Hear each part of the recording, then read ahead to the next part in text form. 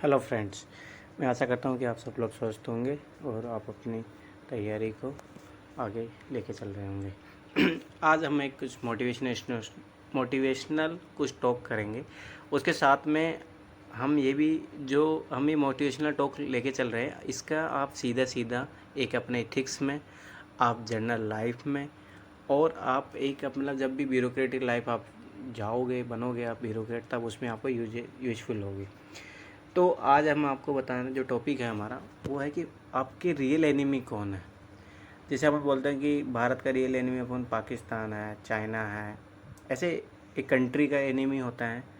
वैसे ही किसी समाज की कुछ एनिमी होती हैं, जैसे भ्रष्टाचार हो गया, महिलाओं के साथ अत्याचार हो गया। वैसे एक व्यक्ति के, ये तो देखो एक समाज का हो गया, देश का हो गया, एक विश्व के भी होते हैं, जैसे क्लाइमेट चेंजेस जो हो रहे हैं। तो एक व्यक्ति के लिए कौन से शत्रु हैं, आज हम इस चीज़ के बारे में जानेंगे। तो आप जब आपका एक अनुभव रहा होगा, जो भी अपने धार्मिक ग्रंथ रहे हैं, गीता, महाभारत में, कुरान में, बाइबल में, या आप गुरु वाणी में पढ़ोगे तो उसमें दिया गया है जो सबसे परमानेंट शत्रु होते हैं मनुष्य के। हम ये देखते हैं कि जीवन में अपने के पड़ोसी को शत्रु है, या कोई एक XYZ जो पर्सन है वो आपके लिए शत्रु है, नहीं। जो रियल एनिमी है, आज हमने इस जो टॉक का जो सबसे मेन सेंस वही है, real enemy of the person. एक व्यक्ति के लिए असली शत्रु कौन है, और इसके साथ हम ये भी पढ़ेंगे कि असली व्यक्ति के असली मित्र कौन होते हैं। अपन ये देखते हैं कि नहीं मेरा ये दोस्त मित्र है, ये है, वो है। उससे इम्पोर्टेंट है कि अपने असली मित्र कौन है, ये सब चीज़ें देखेंगे। फिर इन चीज़ों का अपन एनालिसिस भी करेंगे कि कैसे इन चीज़ों को क्या इम्पैक्ट पड़ता है। जब आप जो आपके शत्रु है, जब आपके ये अंदर शत्रु विराजमान रहते हैं तब इसका क्या प्रभाव पड़ता है, और जब आपके असली शत्रु आपके साथ रहते हैं तो कैसे इस एनिमियों को भगा पाते हैं। जैसे मान लो कि पाकिस्तान अपने पे अटैक कर रहा है, तो इंडिया की आर्मी हमेशा तैनात रहती है बॉर्डर पे, तो वो पाकिस्तान को घुसपैठ करने का मौका नहीं देती है। वैसे ही जो ये रियल एनिमी जो है अपने व्यक्तिगत जीवन के, वैसे ही अगर इनके लिए अपने जो असली फ्रेंड अपने साथ में रहेंगे तो अपन इन समस्याओं से, जो रियल एनिमी के कारण जो समस्या आ रही है, उससे अपन लड़ पाएंगे और अपना जीवन पीसफुल और एकदम हैप्पीनेस वाला बनेगा। ठीक है। और इससे समाज में देखो, मेरा जो कॉन्सेप्ट मैं बता रहा हूँ ये बहुत छोटी छोटी बातें हैं, परंतु सोसाइटी के लिए बहुत बेनिफिशियल है, व्यक्तिगत जीवन के लिए, साथ में समाज के लिए और देश के लिए। ठीक है। तो हम सबसे पहले गीता में एक श्लोक है, उसका मैं कुछ एक लाइन बता रहा हूँ, उससे आपको समझ में आएगा। काम ऐसा, क्रोध ऐसा, लोभ ऐसा। तो गीता में जो श्लोक है उसमें बताया गया है कि काम, क्रोध और लोभ, ये जो व्यक्ति के सबसे बड़े शत्रु हैं। अब आप बोलोगे नहीं गीता, इसके अलावा मैं तुम्हें बता रहा हूँ, रामायण में लिखा है, तुलसीदास जी लिखते हैं, काम ही नारी प्यारी जिमी, लोभ ही प्री जिमी धाम। ठीक है। आप कुरान में पढ़ो, कुरान में भी ये बताया गया है कि अत्यधिक क्रोध, अत्यधिक काम और अत्यधिक लाभ अपने पुण्य को तो नष्ट करता ही है, साथ में अपने जीवन को भी नष्ट करता है। आप बाइबल में आप पढ़ो कि उसमें भी लिमिटेशन बताया गया है कि काम, क्रोध, लोभ है वो किस सीमा तक उचित है, किस सीमा तक नहीं। ठीक है। तो ये शत्रु कैसे हुए। अब आप बोलोगे नहीं मेरा शत्रु तो वो है, ये है, वो है। आप रीजन आइडेंटिफाई करो, कोई व्यक्ति आपका शत्रु बन रहा है ना, तो ये तीन ही चीज़ें होंगी। आज आप समाज में देख लो, किसी झगड़ा हो रहा है पैसों के कारण, काम वासना के कारण, क्रोध के कारण, ये मूल जड़ है। फिर इसके जो बोलते हैं ना कि पेड़ का एक बीज है, ये बुराइयों के बीज हैं ये, तो फिर इन बीजों से जो फल निकलते हैं वही समाज में फिर भ्रष्टाचार, व्यभिचार, स्त्रियों के साथ बलात्कार, तो ये तीन जो चीज़ें हैं ना, यही समाज में आगे जाके बहुत बड़ी बड़ी बुराइयों का रूप धारण कर लेती है। जैसे अपन आम की अंगुली के जो होती है, आम का जो बीज होता है, अपन जब गुठली होती है उसको उगाते हैं, उसे सोचो पेड़, टहनियाँ, ये सब कुछ, पत्ते, आम, ये सब आते हैं। तो ये जो व्यक्ति के सबसे शत्रु है मेन, तो वो यही है, काम, क्रोध, लोभ। और मैं नहीं बोल रहा हूँ ये चीज़, आप गीता पढ़ लो, कुरान पढ़ लो, बाइबल पढ़ लो, कहीं से भी पढ़ लो, यही संसार के सबसे बड़े शत्रु हैं, और इन्हीं शत्रुओं का रिजल्ट होता है जो समाज में अपन आतंकवाद, गरीबी, बेरोजगारी, सब ये चीज़ें जो देख रहे हैं इन्हीं चीज़ों में। आप जो बोलोगे कि बेरोजगारी कैसे, अरे आप एक चीज़ सोचो कि आप में काम वासना है, काम अधिक, लोभ है, लालच है, तो आप एक दूसरे को रिसोर्स हो उनको आप यूज करोगे। भ्रष्टाचार यही तो है, भ्रष्टाचार के कारण गरीबी आती है। तो जितनी भी समस्या आपको समाज में दिख रही है, देखो इसीलिए मैं बोल रहा हूँ कि आप रूट पे काम करो। जब इन जड़ों को आप ख़त्म करोगे तभी समाज से जो बुराइयाँ हो ख़त्म होगी। तो वो कब होगी, जब हम पहले अपने अंदर इन चीज़ों को कंट्रोल करें और लोगों को प्रोत्साहित करें। सोचो, फिर मैं बताऊंगा इन चीज़ों को कैसे। एक एक तीनों चीज़ ये है, ये दुश्मन है अपने, और मैं तीनों चीज़ जैसे मित्र भी बताऊंगा। अगर उन मित्रों को आप साथ में रखते हो तो ये तीनों चीज़ों की जो मेन शत्रु है इनको भी ख़त्म करेंगे। साथ में समाज में शांति स्थापित करने में कितना महत्वपूर्ण रोल होता है। तो जो ये काम, क्रोध और लोभ है, ये बहुत बड़ा समाज के लिए प्रॉब्लम है। व्यक्ति के लिए ही सामूहिक रूप से, जैसे मैं एक बता रहा हूँ, व्यक्ति जो क्रोध करता है ना, वो अपने व्यक्तित्व की तो हानि पहुँचाता ही है, क्योंकि आप किसी लड़ाई झगड़ा कर रहे हो तो आपका तो समाज में सोशल रेस्पेक्ट आपका डाउन हो ही रहा है। साथ में आपके, मतलब ये साइंटिफिक रिसर्च है कि आप जब क्रोध करते हो तो आपकी जो सेल्स है, जो सेल्स बन रही है, बिगड़ रही, वो सेल्स बहुत जल्दी जल्दी ख़राब होती है। तो इससे आपके बॉडी को हार्म पहुँचता है। तो इन चीज़ों के लिए अपने को सबसे मेन इंपॉर्टेंट चीज़ है कि काम, क्रोध, लोभ, ये जब बोलते हैं ना कि सबसे पहले प्रॉब्लम को सॉल्यूशन करने के लिए आपको पहले प्रॉब्लम को आइडेंटिफाई करो कि एक्चुअल में प्रॉब्लम कहाँ है। जैसे मान लो कि कोई पाइपलाइन बिछी हुई है, आपको पता लगा कि पाइपलाइन से पानी, मतलब घरों में सप्लाई पानी होता है, और उस पाइपलाइन कहीं से लीक हो गया है। अरे आप उसको लीक करने के लिए आपको उस एरिया स्पेसिफिक आइडेंटिफाई करना पड़ेगा, यहाँ प्रॉब्लम है, इसको पहले आप रिजोल्व करो।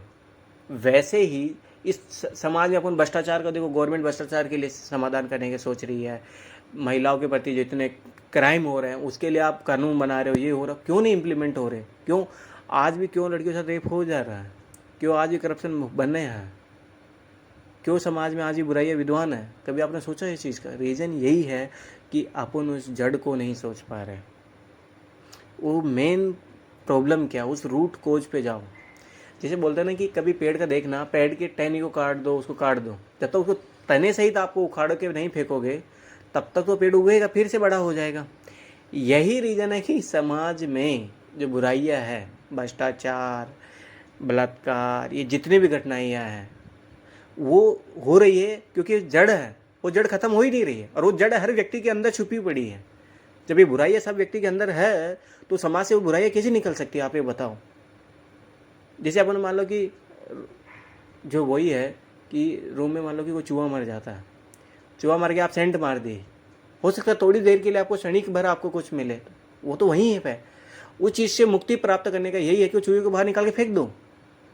तो वैसे ही जब तक कि व्यक्तियों के अंदर ये तीनों चीज़ें विद्वान रहेगी तब तक समाज में कैसे स्थायित्व होगा, कैसे शांति आएगी, कैसे समाज से बुराइयाँ खत्म होगी।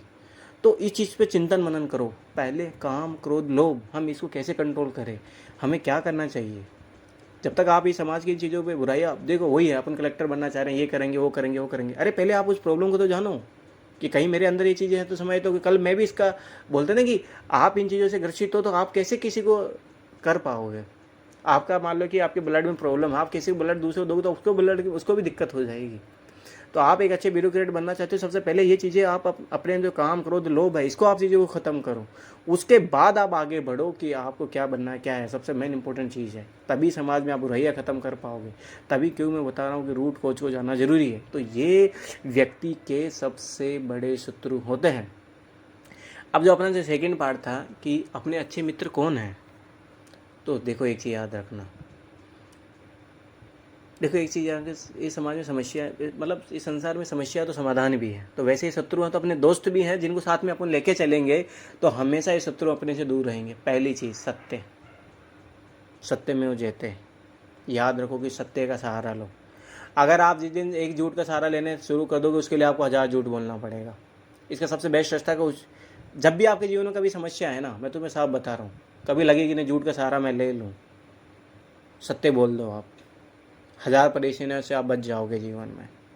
हजार कठिनाइयाँ आपके जीवन में झेलने वाले, उससे बच जाओगे आप। और वो तब तक एंड नहीं होगा जब तक आप सत्य नहीं बोलोगे। दूसरी बात है अहिंसा।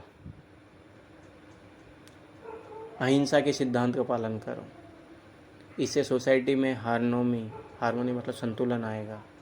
आपके जीवन में आप पशुओं के साथ, नेचर के साथ खिलवाड़ नहीं करोगे। बहुत इम्पोर्टेंट है। सोचो कि गांधी जी ने अहिंसा का सिद्धांत अपना के देश को आज़ाद कराया। बहुत सारे जो आज साधु संत भारत में हैं, अहिंसा के सिद्धांत को लेके आज लोगों को राह दिखा रहे हैं। अहिंसा क्यों समाज के लिए ज़रूरी, सोचो इस चीज़ों को। ये अच्छे मित्र हैं, ये अपने पास रखेंगे तो क्रोध नहीं होगा। सत्य बोलोगे तो काम, वासनाएं, क्रोध, ये चीज़ें नहीं आएगी, लोभ नहीं होगा। दूसरी बात है टॉलरेंस पावर। इसका मैं तुम्हें बहुत अच्छा एग्जांपल देना चाहूँगा टॉलरेंस के लिए। एक श्लोक है, तीर्णादपि सुनीचेन तरोरपि सहिष्णुना अमादनेन मादनेन कीर्तने सधारी। मतलब इस श्लोक का जो सेंस ये है कि जैसे एक घास की पत्ती होती है, आप कभी जैसे घास पे टहलते हो, जब आपने पैर रखा वो नीचे झुक जाती है। जैसे आप पैर उठा के आगे बढ़ोगे वो फिर से खड़ी हो जाएगी। फिर कोई आता है, उस पे पैर रखता है, फिर वो झुक जाती है, फिर वो वापस से खड़ी हो जाती है। ये है टॉलरेंस पावर। तो समाज में आज जो झगड़े हो रहे हैं, कम्युनलिज्म हो गया, जातिवाद को लेके है, बहुत सारे झगड़े हैं। रीज़न क्या है? पति पत्नी में झगड़ा हो गया, घर परिवार में जो झगड़े हो रहे हैं, क्या है? टॉलरेंस नहीं। एक चीज़ याद रखो कि ये अगर ये चीज़ नहीं रही समाज में, व्यक्ति के अंदर टॉलरेंस पावर, ये समाज अस्तित्व कर ही नहीं सकता, टिक ही नहीं सकता। एक सबसे बेस्ट एग्जांपल है, गीता में श्लोक भी है, या मैं ऐसे भी बताऊं, जनरल आप लाइफ में भी आपने देखा होगा। एक गृहिणी होती है, वो जब वो खाना बनाती है, चाहे गर्मी हो चाहे सर्दी हो, कुछ भी हो, उसका दायित्व क्या है? खाना बनाना। चाहे इतनी भयंकर गर्मी होगी तब भी बनाएगी, सर्दी होगी तब भी बनाएगी। तो ये है टॉलरेंस पावर। एक यूपीएससी के स्टूडेंट में सबसे मेन इम्पोर्टेंट ये है, टॉलरेंस पावर होना। दूसरी बात है धैर्य। धैर्य क्यों इम्पोर्टेंट, आप इस चीज़ का महत्व जान जाओ कि जीवन में कोई भी हो, कोई भी व्यक्ति हो, सब देखो धैर्य का सबको ज़रूरत है। अगर धैर्य के बिना तो इस संसार में कुछ चल ही नहीं सकता। सोचो कि रात है, मैं धैर्य नहीं रख रहा हूँ तो सुबह तभी तो आएगी जब मैं, इसीलिए ये चीज़ याद रखना, जीवन में सबके अंदर समस्या आती है, सबके जीवन में समस्या आती है। आप ये मान के चलो, इसमें गीता में श्लोक लिखा है कि जैसे सुबह होता है तो रात भी होती है, सुख होता है तो दुख भी है। ये संसार का नियम है, आप इस संसार से भाग नहीं सकते। पर बात यही है कि अगर आपके अंदर धैर्य है तो आप उस समय को भी, जो बुरा वक्त है आपके साथ, उसको भी आप काट जाओगे। नहीं तो बहुत सारे लोग जो सुसाइड कर लेते हैं, यही रीज़न, उनके अंदर पेशेंस नहीं होता है। उन जो समस्याएं आई हैं जीवन में, उनको सामना नहीं कर पाते हैं, रीज़न है धैर्य नहीं होना। तो मैं यही बता रहा हूँ कि कुछ अच्छे फ्रेंड हैं जो अपने पास हमेशा रखना चाहिए। अपन खुद सोचो, जीवन में अपन, सामान्य जीवन में अपन दोस्तों को पास में रखते हैं और दुश्मनों से हमेशा दूर रहना चाहते हैं। तो क्यों ना ये चीज़ें भी अपने जीवन में अपन पालन करें, काम, क्रोध, लोभ से दूर रहे, सत्य, अहिंसा, सहिष्णुता, धैर्य, इन चीज़ों को गले लगा के रखें।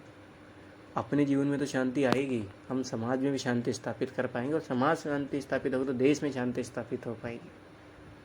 मैं जो ये फॉर्मूला बताया हूँ, इसमें बड़ा बड़ा सॉल्यूशन है। आप इस चीज़ को प्रैक्टिकल करके देखो।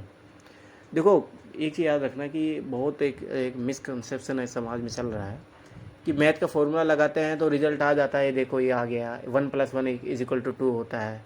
और जो सोशोलॉजी, मतलब जो भी अपन सब्जेक्ट पढ़ रहे हैं एक्सपर्ट, उसका नहीं होता। अरे नहीं, सब चीज़ों का आप एक्सपेरिमेंट करो, रिजल्ट आएगा। केमिस्ट्री में जब लैब में जाते हैं, H2 + OT मिला रहे हैं, हाइड्रोजन ऑक्सीजन करके जल मिल रहा है, एक रिएक्शन होती है, एक अप्रोच होता है, करोगे तब आएगा ना। वैसे जो मैंने सिद्धांत बताया, आप अपने अंदर पालन करो, देखो समाज में बदलाव आएगा।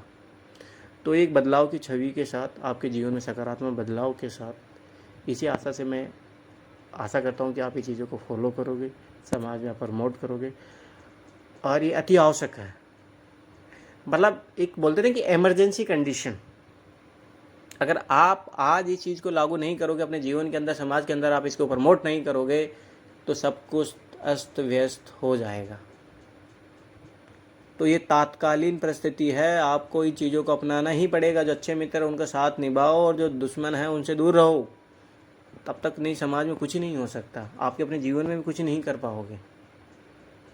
व्यक्ति गुणों से बनता है, उसके अंदर गुण होगा तो उसको समाज में प्रतिष्ठा सम्मान मिलती है। देखो, आपको एक चीज़ याद रखना कि हो सकता है कुछ समय के लिए लगे जो काम क्रोध लोभ इन चीज़ें से आगे बढ़ रहे हैं उनको कुछ मिला नो, स्थायित्व तो एक चीज़ याद रखना, बुराई पे हमेशा अच्छाई की जीत होती है। ये हकीकत है, शाश्वत सत्य है, इसको कोई नकार नहीं सकता। तो वैसे ही जो बुरे शत्रु हैं इनसे दूर रहो और अच्छे शत्रु को अपने जीवन में लाओ। अपने जीवन के साथ तो शांति आएगी, प्रेम भाईचारा समाज में बढ़ेगा, साथ में समाज में जो समस्याएं विद्यमान हैं वो आपको समस्याएं समाप्त होती हुई नज़र आएगी। थैंक यू सो मच, आपने अच्छे ध्यानपूर्वक सुना, और मैं मानता हूँ कोई सुनो ही नहीं, इस चीज़ को अपनाओ, जीवन में पालन करो, लोगों को सिखाओ, तब मेरा जो उद्देश्य है वो परिपूर्ण हो पाएगा। Thank you so much.